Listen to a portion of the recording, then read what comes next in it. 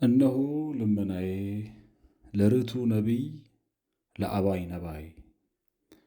ነቢይ የግዕዝ ቃል ሲሆን የአማርኛ አቻው ነባይ ነው። አማርኛ የራሱን ቃል ገሎ የሴማዊ ጎረቤቱን የግዕዝ ቃል በቋሚነት ለምን እንደተጠቀመ እንደሚገባኝ በውል የማውቀው አንዳች ነገር የለኝም።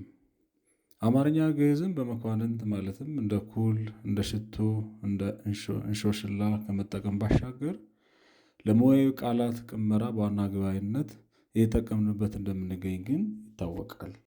አማርኛ ነባይን አግድፎ ወይም ጥሎ ነቢይን ያነሳበት አግባብ ምን እንደሆነ ቢያንስ ዛሬ በቁርጥ መናገር ባልችልም በቁርጥ ማድረግ የምንችለው ነገር ግን ይኖረናል። ይኸውም ቃሉ ለዚህ መጽሐፍ ርዕስ አድርጎ መጠቀም ለሟች ቃል ትንሣኤ ሕይወት መስጠት። አባይ ማለት ዋሸው ማለት ነው። ስለዚህም አበየ ማለት ዋሸ፣ ቀላመደ፣ ጠማማ ነገር ቀና ነው ብሎ መሰከረ፣ ቀጠፈ ማለት ነው።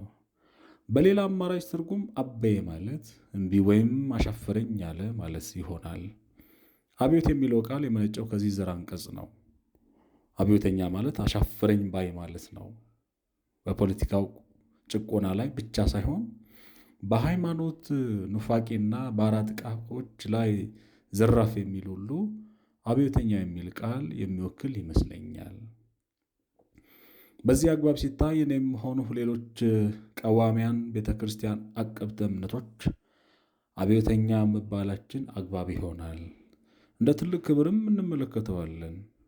የኢየሱስ ክርስቶስ ትስብእት ወይም ሰው መሆን አይሞት ሞት የሞተበትን ይህን ክቡር እንዲሁም ዘላለማዊ ዓላማ በንቃት ከመጠበቅና ከማስጠበቅ በላይ ሰብአዊ ፍጥር ምን ሌላ ክብር ሊኖረው ይችላል?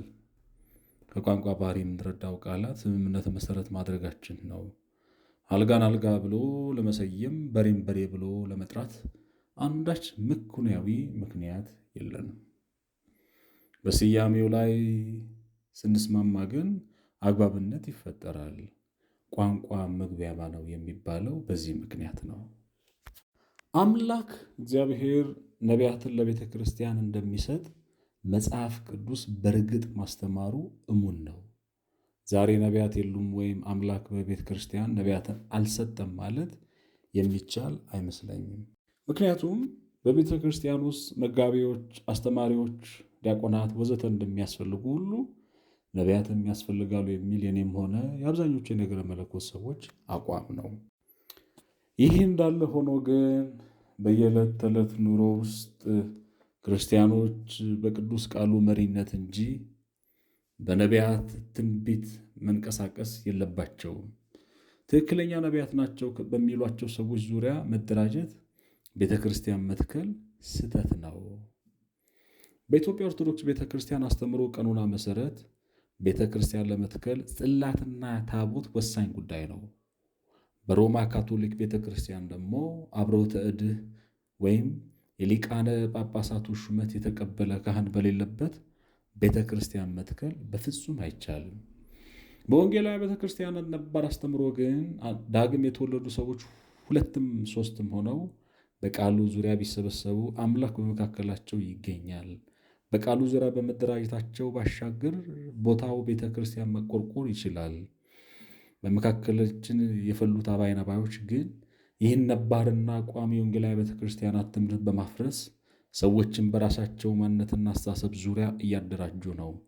እኛ የአምላክን ቀጥተኛ ድምፅ እነግራችኋለን፣ ከአምላክ ጋር በቀጥታ እናገናኛችኋለን እያሉ ነው። ይህ ደግሞ ካቶሊካዊ ቤተ ክርስቲያን ከምትለውም ይልቅ ስር የሰደደው ኑፋቄ ነው። ከዚህ ባለፈም ቤተ ክርስቲያን የምትመራው በባለራዕይ ነው በሚለው አስተዳደር አካሄዳቸው የቤተ ክርስቲያን ጥሪት ወደ ግል ካዝናቸው እንደሚያፈልሱ ጥሩ መሿለኪያ ፈጥሮላቸዋል።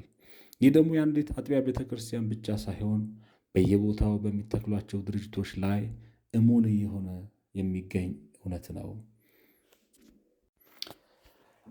ባህላችን መፍቅሮተ ነቢያት ክፉኛ የተጣባው ባህል ነው። እኛ ኢትዮጵያውያን ደንቃራ፣ ቡዳ፣ ሰላቢ፣ ሟርተኛ፣ ጦስ፣ ጥንቆላ፣ ሞራ ገላጭ፣ ጠጠር በታኝ፣ እንደረቢ፣ ጠፍር አቁም፣ ሙታን ጥሪ፣ ጋኔን ጎትት እያለ በሚጠሩ ምስጢራዊ ትርጉም በሚያስፈነጥሩ ማህበረሰብ ውስጥ በስቶ ተወልደን አድገን በዚህ ክልል ተመርጠን የምንሞት ነን። በመጨረሻም የቃላቱን ትርጉም ቋንቋዊ ፍካሬ። ነቢይ የሚለው ቃል ነበየ ከሚለው ዘር አንቀጽ የወጣ ሲሆን ነበየ ማለት ነቢይ ሆነ፣ ትንቢት ተናገረ ማለት ነው። ነባዩ በቁሙ የሚተነብይ፣ ትንቢት ነባቢ፣ ትንቢት ያደረበት፣ ራእይ የሚያይ፣ ትንቢት የሚናገር ሰባኪ መምህር።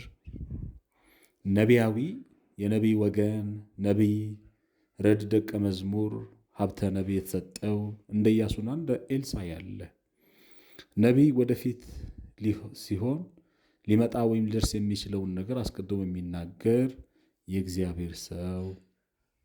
ነቢይ በቁሙ ያለፈውና የሚመጣውን አውቆ የሚናገር ሰው፣ ብቃት ያለው። ነባይ አማርኛ፣ ነቢይ ግዕዝ። ነቢይ ሐሰት ያላቸውን አየው፣ ያልሰማውን ሰማው የሚል የሐሰት ነቢይ። ነቢየ ጽድቁ የእውነት ነቢይ። ነቢይ ግዕዝ ሲሆን ነባይ ደግሞ አማርኛቸው ነው። ባጭሩ አባይ ነባይ ማለት ሐሰተኛ ወይም ዋሾ ነቢይ፣ አምላክ ያልሰጠውን ሰጠኝ፣ ያልነገረውን ነገረኝ እያለ የሚቀላምድ ማለት ነው። ተባረኩ። መጽሐፉን በማንበብ ሕይወታችሁን ከሐሰተኛ ነቢያት ጠብቁ። ቀጣይ መጽሐፎችን እናቀርባለን። ተባረኩ።